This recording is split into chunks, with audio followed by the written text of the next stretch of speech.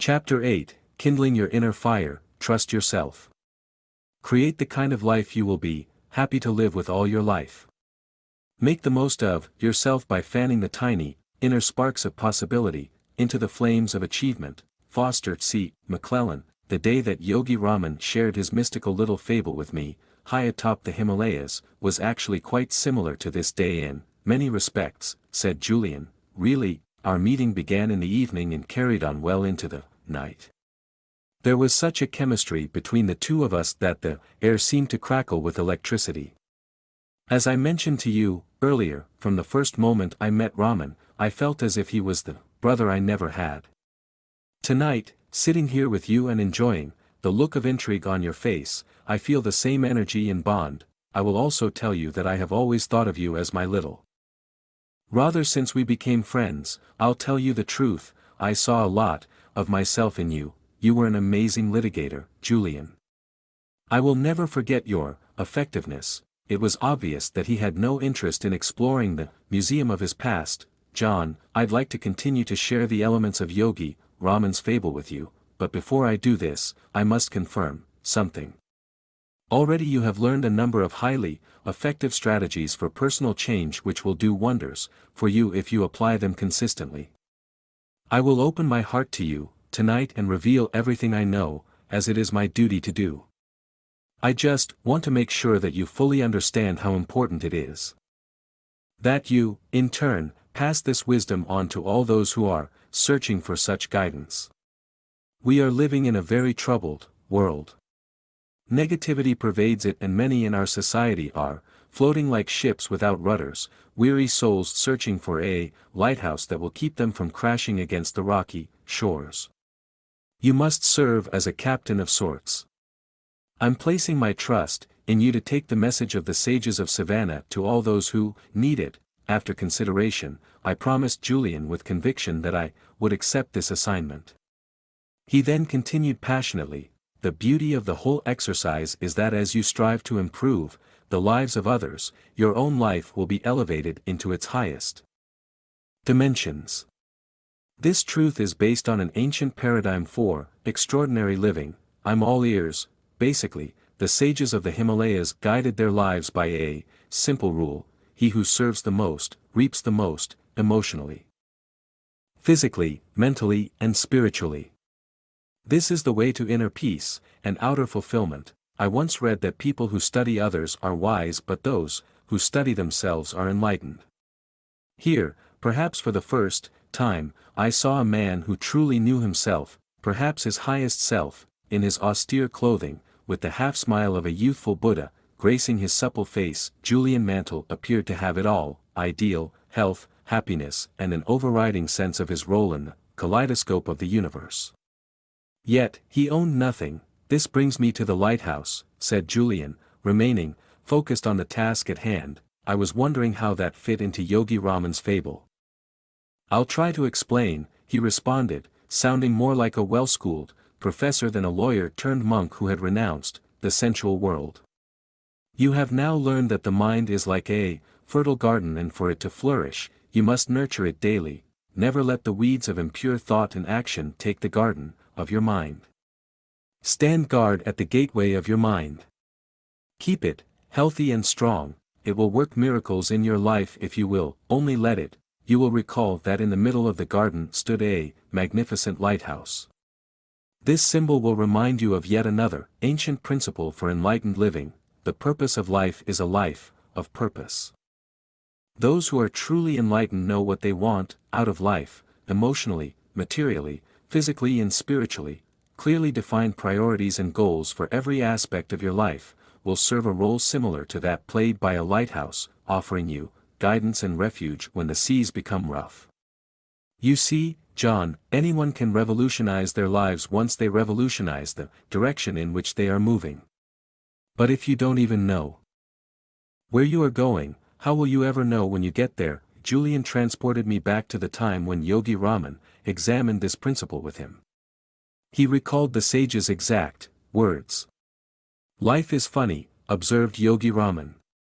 One would think that the less one worked the more one would have the chance to experience happiness. However, the real source of happiness can be stated in a word: achievement. Lasting happiness comes from steadily working to accomplish your goals and advancing confidently in the direction of your life's purpose. This is the secret to kindling the inner fire that lurks within you. I do understand that it might seem more than a little ironic that you have traveled thousands of miles from your achievement-oriented society to speak to a cluster of mystical sages living high in the Himalayas, only to learn that another eternal secret of happiness can be found in achievement, but it is true, workaholic monks. I suggested playfully, quite the opposite. While the sages were tremendously productive people, their productivity was not of the frenetic type. Instead, it was of the peaceful, focused, Zen-like kind. How so? Everything they did had a purpose. Though they were removed from the modern world and lived a highly spiritual existence, they were also highly effective. Some spent their days polishing off philosophical treatises. Others created fabulous, richly textured poems which challenged their intellect and renewed their creativity. Still others passed their time in the silence of total contemplation, looking like illuminated statues, seated in the ancient lotus pose. The sages of Savannah did not waste time. Their collective conscience told them that their lives had a purpose and they had a duty to fulfill. This is what Yogi Raman said to me: here in Savannah where time appears to stand still, you might wonder what a group of simple, possessionless sages would ever need or hope to achieve, but achievement need not be of the material sort. Personally, my objectives are to attain peace of mind, self-mastery and enlightenment. If I fail to accomplish these goals by the end of my life, I am certain that I will die feeling unfulfilled and dissatisfied. Julian told me that that was the first time he had heard any of his teachers in Savannah speak of their own mortality. And Yogi Raman sensed this in my expression. You need not worry, my friend. I have already lived past the age of 100 and have no plans for a quick exit. My point is simply that when you clearly know what aims you wish to achieve over the course of your life, be they material, emotional, physical or spiritual, and you spend your days accomplishing them, you will ultimately find eternal joy. Your life will be as delightful as mine, and you will come to know a splendid reality. But you must know your life's aim and then manifest this vision into reality by consistent action. We sages call this Dharma, which is the Sanskrit word for life's purpose. Lifelong contentment will come from the fulfillment of my Dharma? I asked. Most certainly. From Dharma springs inner harmony and lasting satisfaction. Dharma is based upon the ancient principle that says every one of us has a heroic mission whilst we walk this earth. We have all been granted a unique set of gifts and talents that will readily allow us to realize this life work. The key is to discover them, and in doing so, discover the main objective of your life. I interrupted Julian. It's sort of what you were saying earlier, about risk-taking. Maybe yes, maybe no. I don't follow. Yes, it may seem as though you are forced to take a few risks, to discover what you are best at and the essence of your life's purpose. Many people quit jobs that have stifled their progress. The moment they discover the true purpose of their existence, there is always the apparent risk that comes with self-examination and soul-searching. But no, because there is never a risk in discovering yourself and the mission of your life. Self-knowledge is the DNA of self-enlightenment. It is a very good, indeed essential thing. What is your Dharma, Julian? I asked casually, attempting to mask my burning curiosity. Mine is simple, to selflessly serve others. Remember, you will not find true joy in sleeping, in relaxing, or in spending your time like an idler. As Benjamin Disraeli said, the secret of success is constancy of purpose. The happiness you are searching for comes through reflecting on the worthy aims you are dedicated to achieving and then taking action daily to advance them. This is a direct application of the timeless philosophy which prescribes that those things which are most important should never be sacrificed to those things which are the least important. The lighthouse in Yogi Raman's fable will always remind you of the power of setting clearly defined, purposeful goals and, most importantly, of having the character power to act on them. Over the course of the next few hours, I learned from Julian that all highly developed, fully actualized people understand the importance of exploring their talents, uncovering their personal purpose, and then applying their human gifts in the direction of this calling. Some people selflessly serve humanity as physicians, others as artists. Some people discover that they are powerful communicators and become wonderful teachers, whilst others come to realize that their legacy will be in the form of innovations, in the field of business or science. The key is to have the discipline and vision to see your heroic mission and to ensure that it serves other people while you realize it. Is this a form of goal setting? Goal setting is the starting point. Mapping out your objectives and your goals releases the creative juices which get you onto the path of your purpose. Believe it or not, Yogi Raman and the other sages were very hot on goals. You're kidding. Highly effective monks living deep in the Himalayan mountains who meditate all night and set goals all day. I love it, John, always judge by results. Look at me. Sometimes I don't even recognize myself when I look in the mirror. My unfulfilling existence has been replaced by one rich with adventure, mystery, and excitement. I am young again and enjoy vibrant health. I am truly happy. The wisdom I am sharing with you is so potent and so important and so life-giving that you simply must stay open to it. I am Julian, I really am. Everything you have said makes perfect sense, although some of the techniques do sound a little odd. But I have promised to try them and I will. I agree that this information is powerful. If I have seen farther than others, it is simply because I have stood on the shoulders of great teachers, replied Julian with humility. Here's another example. Yogi Raman was an expert archer, a true master. To illustrate his philosophy on the importance of setting clearly defined objectives in every aspect of one's life and fulfilling one's mission, he offered a demonstration I will never forget. Near where we were sitting there was a magnificent oak tree. The sage pulled one of the roses from the garland he habitually wore and placed it on the center of the trunk.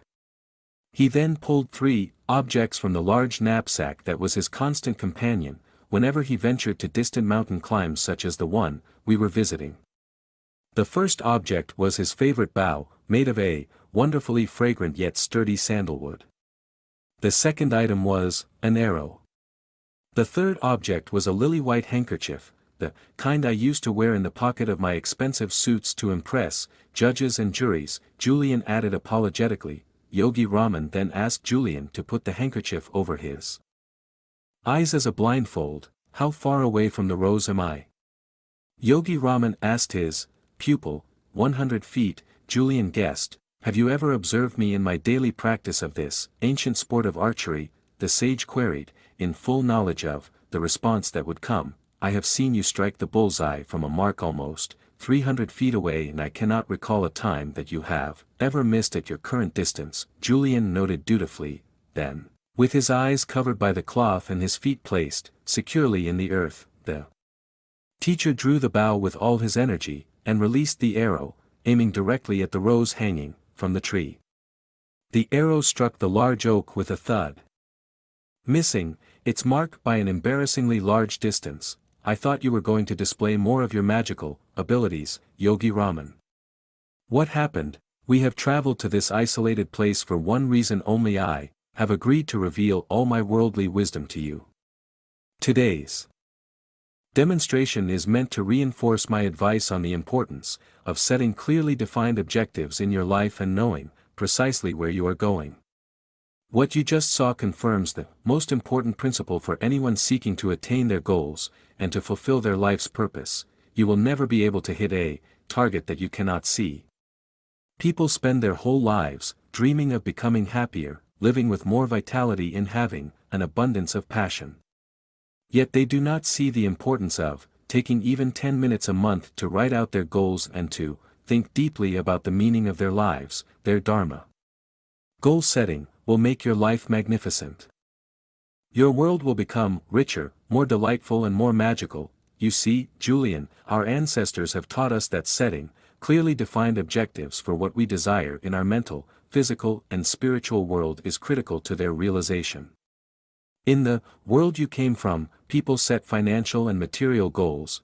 There is nothing wrong with this, if this is what you value. However, to attain self-mastery and inner enlightenment, you must set concrete objectives in other areas as well. Would it surprise you to know that I have clearly defined objectives with respect to the peace of mind I desire, the energy I bring to each day, and the love that I offer to all those around me? Goal setting is not just for distinguished lawyers such as yourself who reside in a world full of material attractions.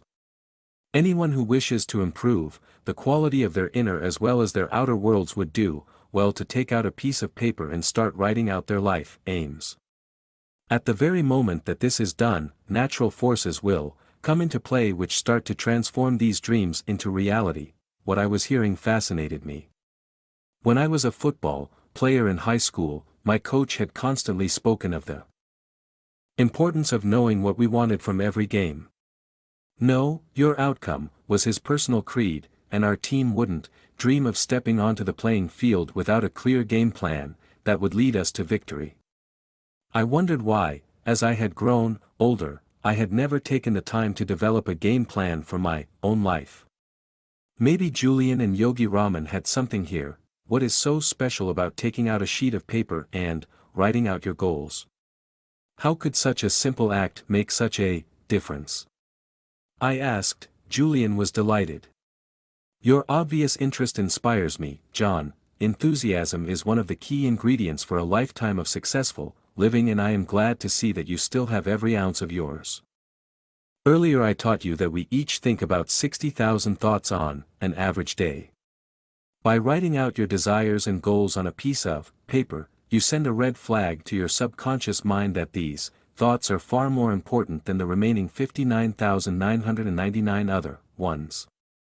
Your mind will then start to seek out all opportunities to realize your destiny like a guided missile. It is really a very scientific process. Most of us are simply not aware of it. A few of my partners are big on goal setting. Come to think of it, they are the most financially successful people I know. But I don't think they are the most balanced, I observed. Perhaps they are not setting the right goals. You see, John, life pretty much gives you what you ask from it. Most people want to feel better, have more energy, or live with greater satisfaction, yet, when you ask them to tell you precisely what it is they want, they have no answer. You change your life the moment you set your goals and start to seek out your dharma, Julian said, his eyes sparkling with the truth of his words. Have you ever met someone with a strange name and then started to notice that name appearing everywhere, in newspapers, on the television, or at the office?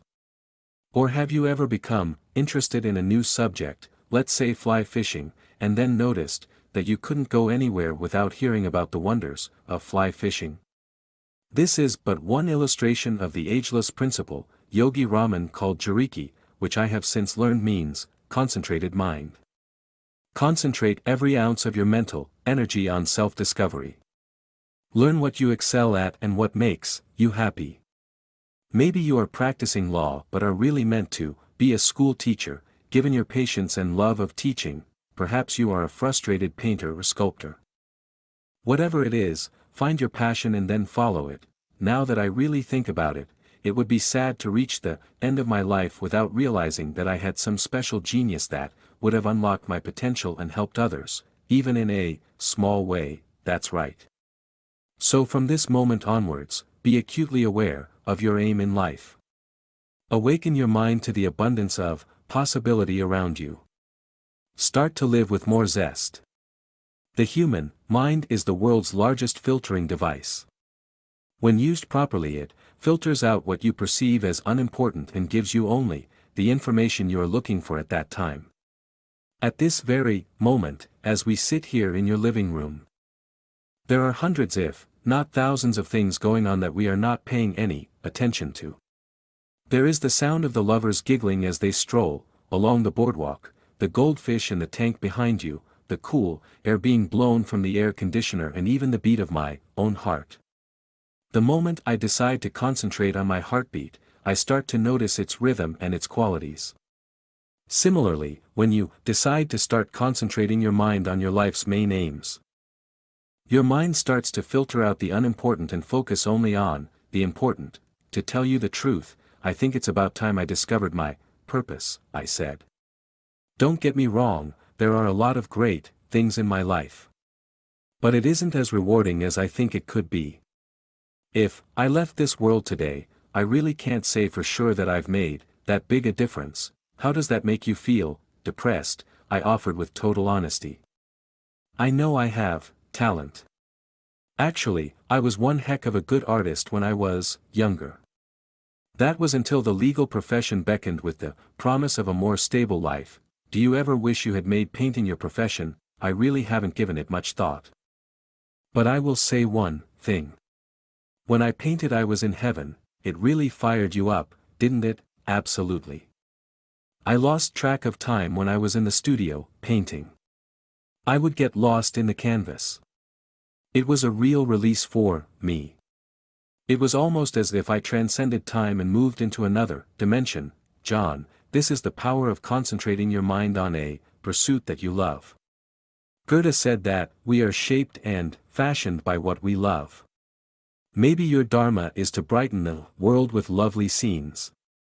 At least start spending a little time painting every day. How about applying this philosophy to things less esoteric than changing my life?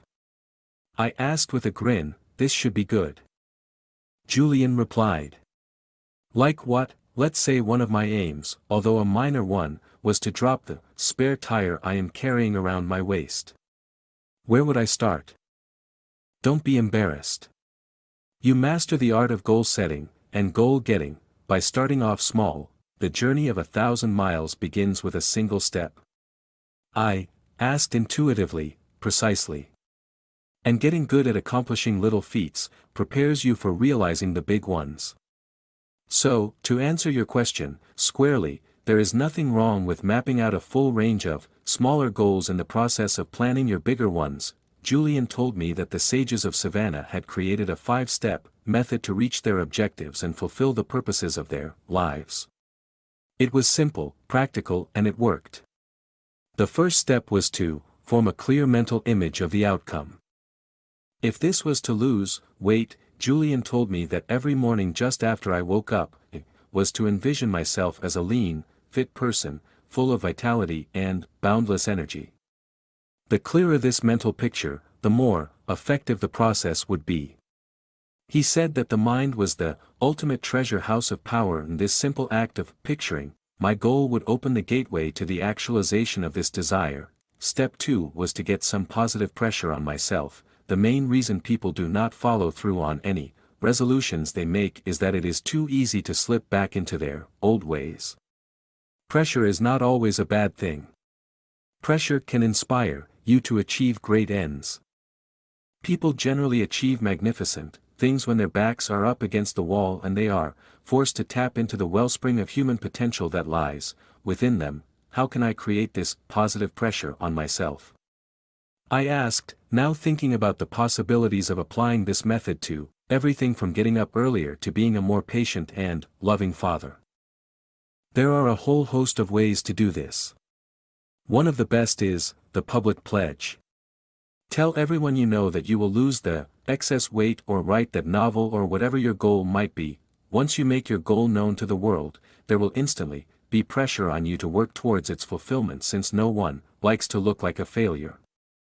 In Savannah, my teachers used more dramatic means to create this positive pressure I speak of. They would declare to one another that if they did not follow through on their commitments, such as fasting for a week or getting up daily at 4 a.m. to meditate, they would go down to the icy waterfall and stand under it until their arms and legs went numb. This is an extreme illustration of the power that pressure can exert on the building of good habits and the attainment of goals. Extreme might be an understatement, Julian. What a bizarre ritual, extremely effective though. The point is simply that when you train your mind to associate pleasure with good habits and punishment with bad ones, your weaknesses will quickly fall by the wayside. You said there were 5 steps to follow to make my desires come true. I said impatiently. What are the remaining three? Yes, John. Step 1 is to have a clear vision of your outcome. Step 2 is to create positive pressure to keep you inspired. The third step is a simple one: never set a goal without attaching a timeline to it. To breathe life into a goal, you must attach a precise deadline to it. It's just like when you are preparing cases for court, you always focus your attention on the ones the judge has scheduled to be heard tomorrow rather than on the ones without any court date. Oh, and by the way, explained Julian, remember that a goal that is not committed to paper is no goal at all. Go out and buy a journal. A cheap coil notepad will do. Call this your dream book, and fill it with all your desires, objectives and dreams. Get to know yourself and what you are all about. Don't I already know myself? Most people don't. They have never taken the time to know their strengths, their weaknesses, their hopes, their dreams. The Chinese define image in these terms. There are three mirrors that form a person's reflection. The first is how you see yourself, the second is how others see you, and the third mirror reflects the truth. Know yourself, John. Know the truth. Divide your dream book into separate sections for goals relating to the different areas of your life. For example, you might have sections for your physical fitness goals, your financial goals, your personal empowerment goals, your relationship and social goals, and, perhaps most importantly, your spiritual goals. Hey, that sounds like fun. I've never thought about doing something as creative as that for myself. I really should start challenging myself more, I said. I agree. Another particularly effective technique I learned is to fill your dream book with pictures of the things you desire and images of people who have cultivated the abilities, talents and qualities that you hope to emulate. Getting back to you and your spare tire. If you want to lose weight and be in outstanding physical shape, paste a picture of a marathon runner or an elite athlete in your dream book.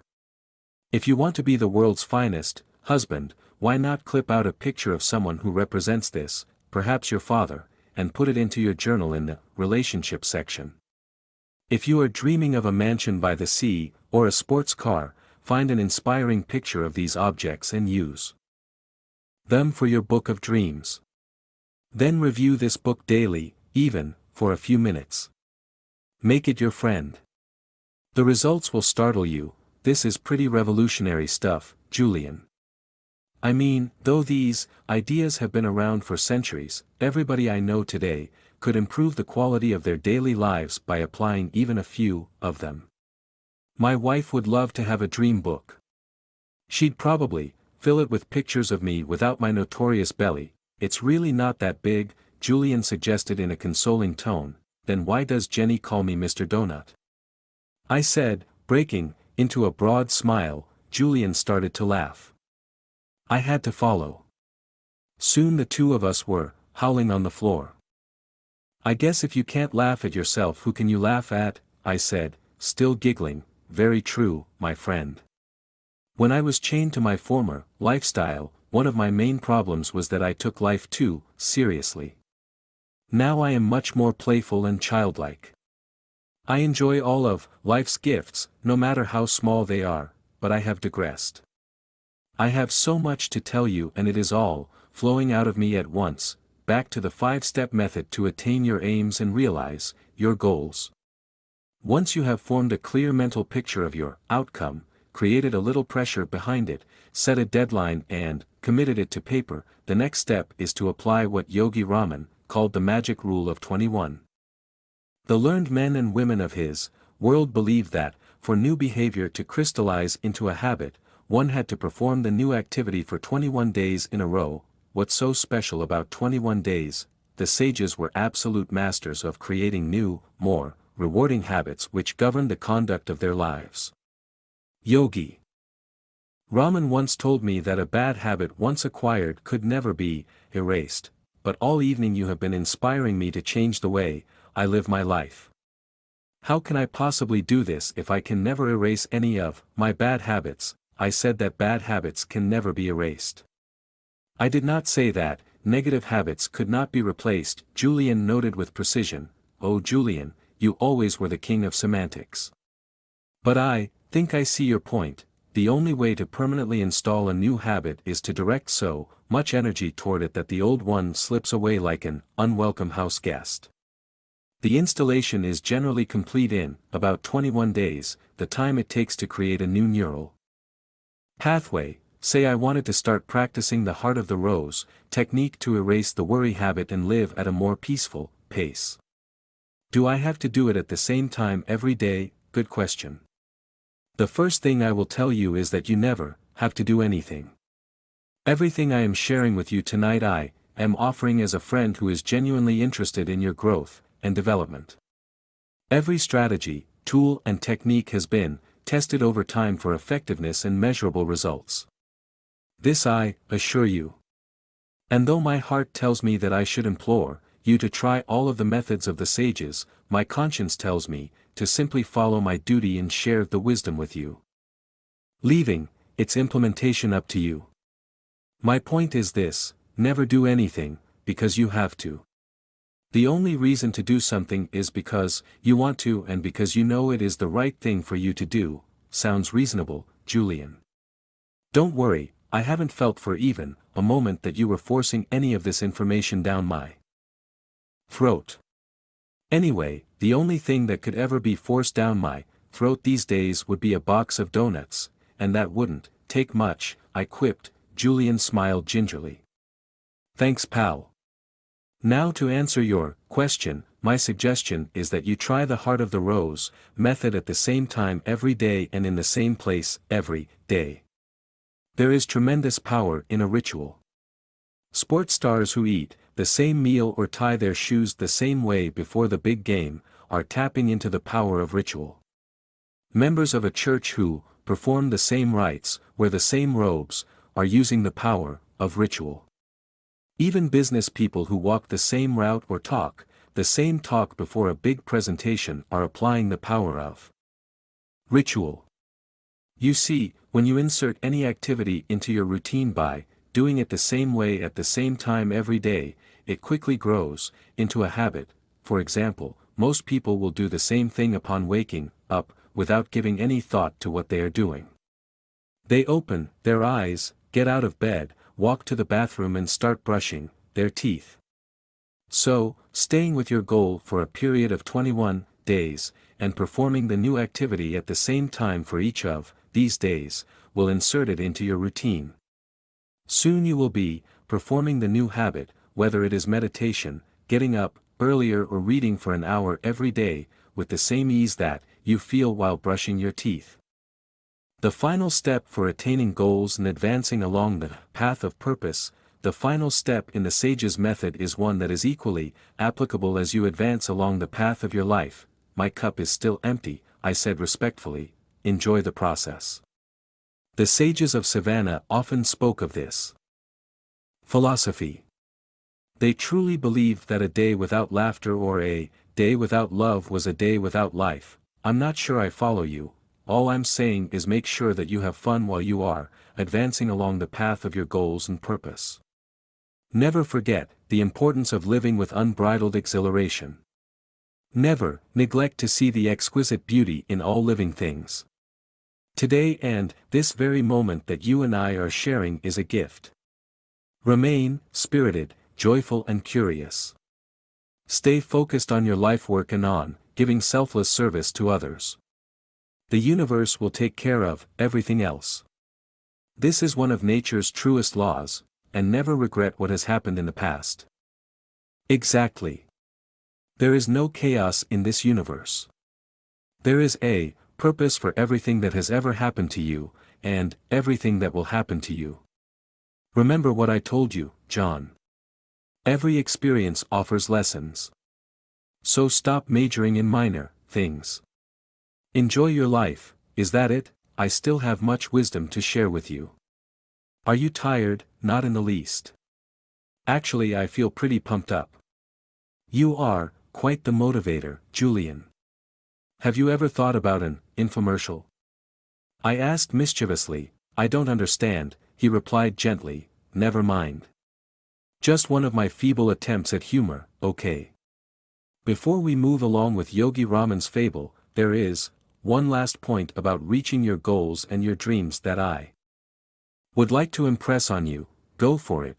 There is one word which the sages spoke of in almost reverential terms.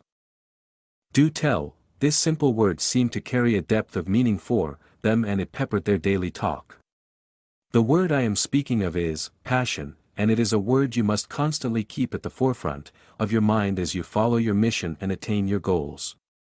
A burning sense of passion is the most potent fuel for your dreams. Here, in our society, we have lost our passion. We do not do things because we love to do them. We do things because we feel we have to do them. This is a formula for misery. And I am not speaking of romantic passion, although this is another ingredient for a successful, inspired existence. What I am talking about is a passion for life. Reclaim the joy of waking up every morning, full of energy and exhilaration.